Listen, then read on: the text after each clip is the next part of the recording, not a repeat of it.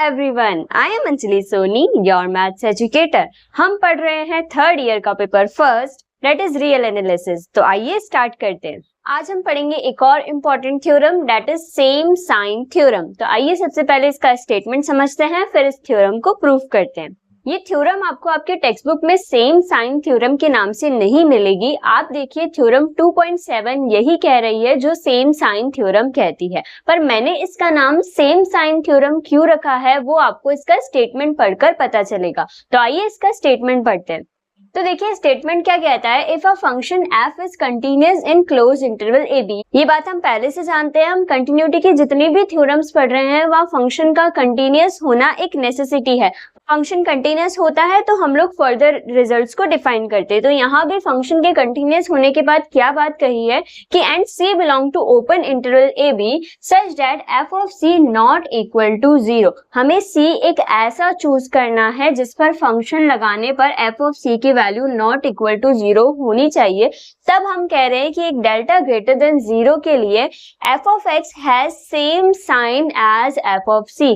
ये जो आपने अभी अभी पढ़ा सेम साइन, यही से मैंने इस थ्योरम का नाम क्या रखा है, सेम साइन थ्योरम, ताकि आपको एग्जाम में याद रखने में आसानी हो कि ये सेम साइन थ्योरम है और इसके प्रूफ में हमें क्या करना है। तो आइए इस स्टेटमेंट में अभी हमने जो भी बातें पढ़ी है उसे आपको स्टेप्स के थ्रू समझाती हूँ।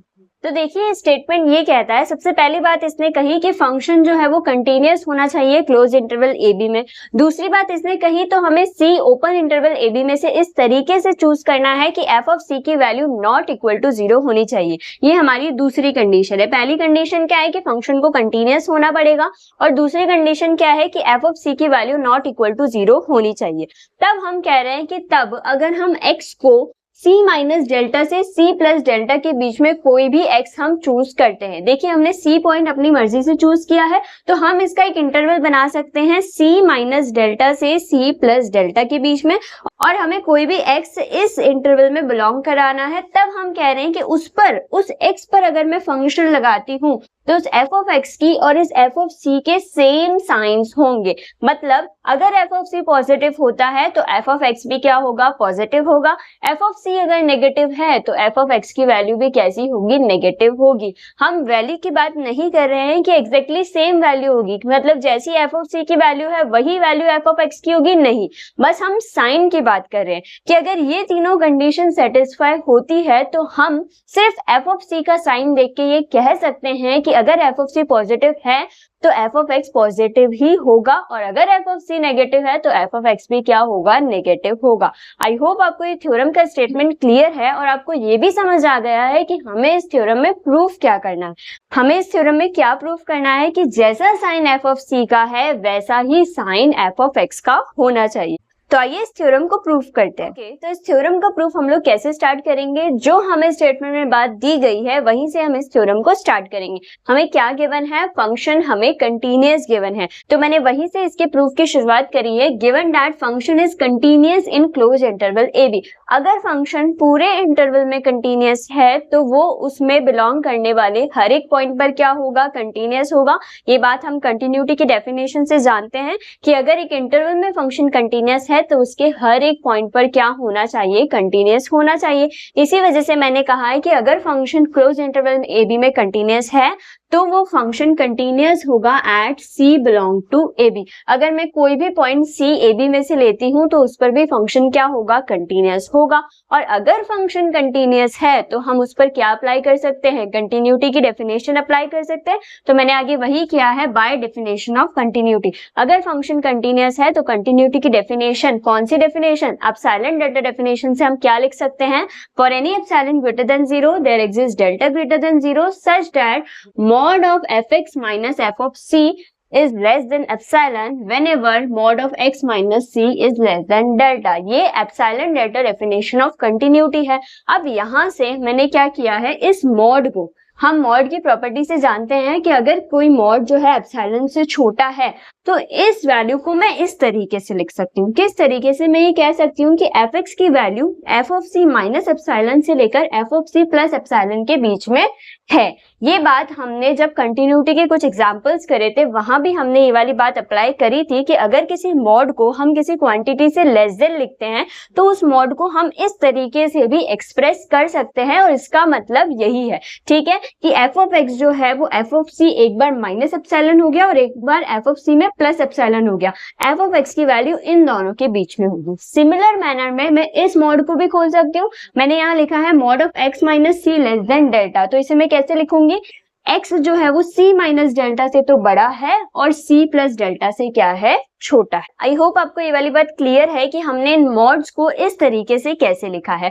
अब इसको ऐसे लिखूं चाहे ऐसे लिखूं, कैसे कि एफ ऑफ एक्स इन दोनों वैल्यूज के बीच में है, इसका मतलब मैं इसे ऐसे भी लिख सकती हूँ कि एफ ऑफ एक्स इस इंटरवल में बिलोंग कर रहा है। सिमिलरली एक्स किस इंटरवल में बिलोंग कर रहा है? c माइनस डेल्टा से लेकर c प्लस डेल्टा। और हमें क्वेश्चन में भी ये बात गिवन है कि x को हमें कहाँ से लेना है? c माइनस डेल्टा से c प्लस डेल्टा में ही लेना है, तब हम सारी कंडीशन को डिफाइन करें, ठीक है। ओके, तो यहाँ तक हमने क्या किया है? बस हमने पॉइंट सी पर कंटिन्यूटी की डेफिनेशन अप्लाई करी है और इसे मैंने इक्वेशन 1 दी है क्योंकि ये इक्वेशन हमारे आगे काम आएगी। अब देखिए क्वेश्चन में दूसरी बात हमें क्या गिवन है। मैंने इस थ्योरम का प्रूफ जो क्वेश्चन में हमें गिवन है या फिर जो स्टेटमेंट में हमें गिवन है वहीं से ही किया है। जैसे सबसे पहली बात मुझे फंक्शन की कंटिन्यूटी गिवन थी तो मैंने उसे यूज किया। दूसरी बात मुझे क्या गिवन है कि एफ ऑफ सी जो है वो नॉट इक्वल टू 0 होना चाहिए, तो सेकेंड बात मैंने वही यूज करी है कि एफ ऑफ सी जो है वो नॉट इक्वल टू 0 हमें गिवन है। अगर f of C not equal to 0 है इसका मतलब क्या है? या तो वो पॉजिटिव होगा या फिर नेगेटिव होगा। अगर वो 0 के इक्वल नहीं है तो या तो वो पॉजिटिव होगा या फिर नेगेटिव होगा। तो वही बात मैंने लिखी कि अगर f of C not equal to 0 है this implies either f of x is greater than 0 और F of c is less than 0। या तो F of C greater than 0 होगा या फिर लेस देन 0 होगा। अब मैंने जब आपको स्टेटमेंट समझाया था तभी ये बात क्लियर कर दी थी कि हमें इस थ्योरम में प्रूफ क्या करना है। हमें यही प्रूफ करना है कि जब एफ ऑफ सी पॉजिटिव है तो हमें क्या प्रूफ करना है? एफ ऑफ एक्स को भी हमें पॉजिटिव बताना है, तो हम इस थ्योरम के प्रूफ पर पहुंच जाएंगे। और जब एफ ऑफ सी नेगेटिव है तो हमें क्या प्रूफ करना है कि एफ ऑफ एक्स भी कैसा होना चाहिए? नेगेटिव होना चाहिए। तो हमारा एम क्या है वो आपको क्लियर है। हम केस फर्स्ट लेकर चलेंगे f of C greater than 0, तो वही मैंने किया है केस फर्स्ट जब F of C greater than 0 है। अब यहाँ हमारा एम क्या है? हमें यहाँ एफ ऑफ एक्स को ग्रेटर देन 0 बताना है। और जब हम सेकेंड केस लेकर चलेंगे वो क्या लेकर चलेंगे? F of C less than 0, और वहां हमें क्या बताना है? एफ ऑफ एक्स को लेस देन 0 बताना है। फिर हम इस थ्योरम के प्रूफ तक पहुंच जाएंगे। तो स्टार्ट करते हैं केस 1 से जब F of C greater than 0 है। अब देखिए केस फर्स्ट हमने क्या लिया है? जब F of C greater than 0 है हमें कहां तक पहुंचना है? जब एफ ऑफ एक्स को भी हम ग्रेटर देन 0 बता दे। तो यहाँ हमें क्या करना होता है? यहाँ हमें एप्सिलॉन को चूज करना होता है। अब यहाँ मैंने एप्सिलॉन को इस तरीके से चूज किया है कि एप्सिलॉन क्या है? एफ ऑफ सी से छोटा है। अगर एप्सिलॉन एफ ऑफ सी से छोटा है तो मैं अगर एप्सिलॉन को उधर ले जाऊं तो ये क्या हो जाएगा? 0 less than f of C minus epsilon. तो मैंने यही बात यहाँ लिखी है, F of C minus epsilon greater than 0।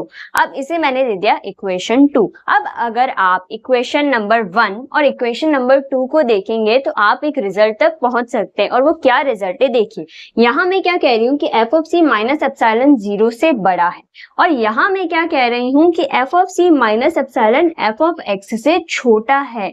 तो इन दोनों रिजल्ट से मैं क्या लिख सकती हूँ? फिर से देखिए, f of C minus epsilon 0 से तो बड़ा है और F of C minus epsilon f x से छोटा है। तो इन दोनों बातों से मैंने ये वाली बात लिखी है कि F of C minus epsilon 0 से तो बड़ा है और F of C minus epsilon F of x से क्या है? छोटा है। आई होप आपको ये बात एकदम क्लियर होगी। इक्वेशन 1 और इक्वेशन 2 को अगर आप देखेंगे तो आप इस रिजल्ट को आसानी से लिख सकते हैं। तो इस बात से मैं क्या कह सकती हूँ कि 0 जो है वो एफ ऑफ एक्स से क्या है? छोटा है। या फिर मैं ऐसा कहूँ कि एफ ऑफ एक्स क्या है? 0 से बड़ा है। और एफ ऑफ एक्स 0 से बड़ा है इसका मतलब क्या? एफ ऑफ एक्स क्या है? पॉजिटिव है। हम एफ ऑफ सी को पॉजिटिव लेकर चले थे और हमने एफ ऑफ एक्स को भी पॉजिटिव प्रूफ कर दिया। और वही हमारी इस थ्योरम का क्या था? एम था। हमें यही करना था कि जब एफ ऑफ सी का साइन पॉजिटिव है, जब हमें एफ ऑफ एक्स का साइन भी पॉजिटिव प्रूफ करना था, और हमने वो प्रूफ कर दिया।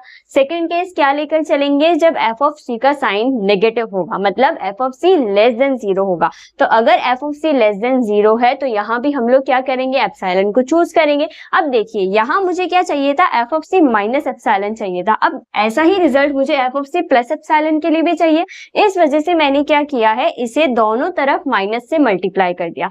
जब मैं इस इनइक्वालिटी को दोनों तरफ माइनस से मल्टीप्लाई करूंगी तो क्या होगा, साइन चेंज हो जाएगा और एफ ऑफ सी पर क्या आ जाएगा, नेगेटिव साइन आ जाएगा। तो यहाँ से क्या लिख सकती हूँ मैं, minus of F of C greater than 0। ये जो लेस देन का सिंबल था ये ग्रेटर देन में चेंज हो गया, किस वजह से, क्योंकि मैंने इस इनइक्वालिटी को माइनस से मल्टीप्लाई कर दिया। अब मैं क्या कह रही हूँ, अब मैं एप्सिलॉन को इस तरीके से चूज कर रही हूँ कि एप्सिलॉन क्या है, इस माइनस एफ ऑफ सी से क्या है, छोटा है। अब जैसे ही मैंने इस एप्सिलॉन को माइनस एफ ऑफ सी से छोटा चूज किया तो फिर से जैसे मैंने यहाँ लिखा था एप्सिलॉन को माइनस एफ ऑफ सी से छोटा लेट किया था और मैं एप्सिलॉन को उधर ले गई तो माइनस हो गया था। अब मैं क्या करूंगी, जैसे ही एफ ऑफ सी को इधर लेकर आऊंगी तो वो क्या हो जाएगा, F of C plus epsilon हो जाएगा और वो क्या हो जाएगा, लेस देन 0 हो जाएगा। तो वही बात नेक्स्ट स्टेप में लिखी गई है कि F of C plus epsilon क्या आ गया है, लेस देन 0 आ गया और इसे हमने क्या दे दिया, इक्वेशन 3 दे दिया। अब सिमिलर मैनर में अगर आप फिर से इक्वेशन 1 और इक्वेशन 3 को कंपेयर करेंगे तो आप क्या देख सकते हैं, देखिए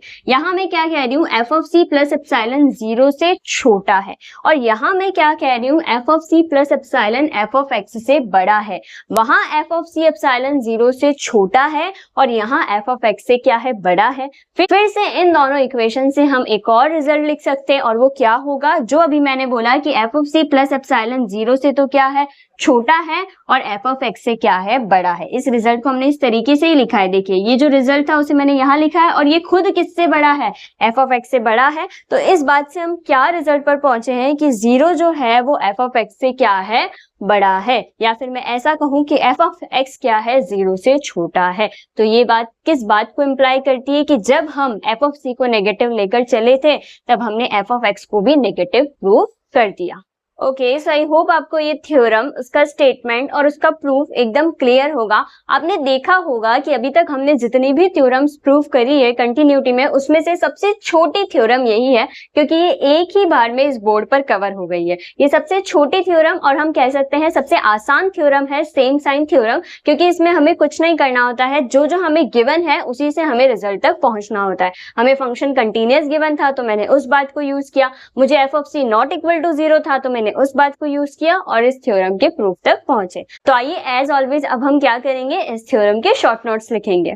तो देखिए इस थ्योरम को हमें कैसे प्रूफ करना है उसे फिर से एक बार रिवाइज करते हैं। सबसे पहले स्टेप 1 में हमें क्या करना है, डेफिनेशन ऑफ कंटिन्यूटी अप्लाई करनी है सी बिलोंग टू ए बी पर, क्योंकि फंक्शन पूरे इंटरवल में कंटिन्यूअस है तो सी पर भी कंटिन्यूअस होगा। एप्सिलॉन डेल्टा डेफिनेशन हमें अप्लाई करनी है। फिर सेकेंड स्टेप में हमें मॉड्यूलस की प्रॉपर्टी यूज करके उस एफ एक्स को इन दोनों वैल्यूज के बीच में बताना है, F of C minus epsilon से तो बड़ा और F of C plus epsilon से छोटा। क्यों, आपने देखा होगा क्योंकि ये रिजल्ट हमारे फर्दर जब हम दोनों केसेस लेते हैं तब हमारे काम आता है। इस वजह से हम मॉड्यूलस की प्रॉपर्टी यूज करके इस रिजल्ट को इस तरीके से लिखकर इसे इक्वेशन 1 पुट कर देते हैं। थर्ड स्टेप में हम लोग क्या करते हैं, जो हमें एक और रिजल्ट गिवन है that is F of C not equal to 0 होना चाहिए, उस रिजल्ट को यूज करते हैं। तो हम कहते हैं या तो F of C greater than 0 होगा या फिर लेस देन 0 होगा। फिर हम दो केस लेकर चलते हैं स्टेप 4 में, डेट इज फर्स्ट केस जब F of C greater than 0 है, सेकंड केस जब F of C less than 0 है।